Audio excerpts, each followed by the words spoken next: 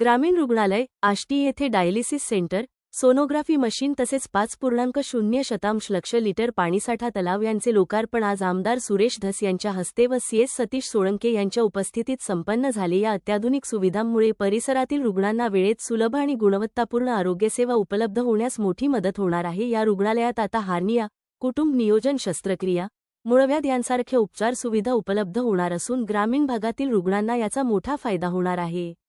आष्टी ग्रामीण रुग्णालय 30 खाटांचे असून महात्मा फुले जनआरोग्य योजनेत जिल्ह्यात अव्वल ठरले आहे. वैद्यकीय अधीक्षकांनी जबाबदारी स्वीकारल्यानंतर रुग्णालयात लक्षणीय सुधारणा झाल्या आहेत.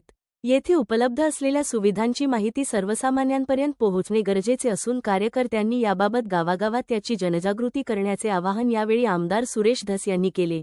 त्यामुळे गरीब व गरजू रुग्णांना या उपलब्ध सुविधांमुळे मोठा दिलासा मिळू शकतो.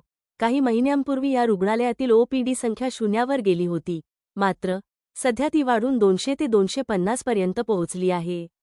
आगामी काळात ती 500 पर्यंत नेण्याचे उद्दिष्ट आहे. लोकार्पणानंतर नव्याने सुरू झालेल्या डायलिसिस सेंटरमध्ये उपचार घेत असलेल्या रुग्णांची सुरेश धस व सीएस सतीश सोळंके यांनी भेट घेतली. यावेळी रुग्णांशी संवाद साधून त्यांच्या प्रकृतीची विचारपूस केली व नियमित उपचारांसोबत स्वतःची योग्य काळजी घेण्याचे तसेच डॉक्टरांच्या सल्ल्याचे काटेकोर पालन करण्याची विनंती आमदार सुरेश धस यांनी केली.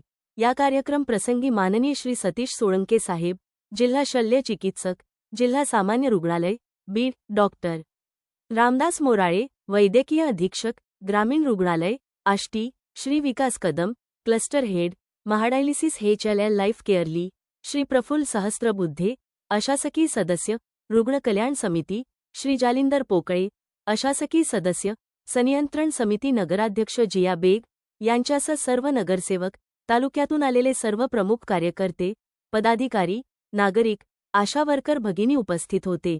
या उपक्रमांमुळे ग्रामीण भागातील आरोग्य सुविधा अधिक बळकट होत असून नागरिकांना मोठा दिलासा मिळणार आहे.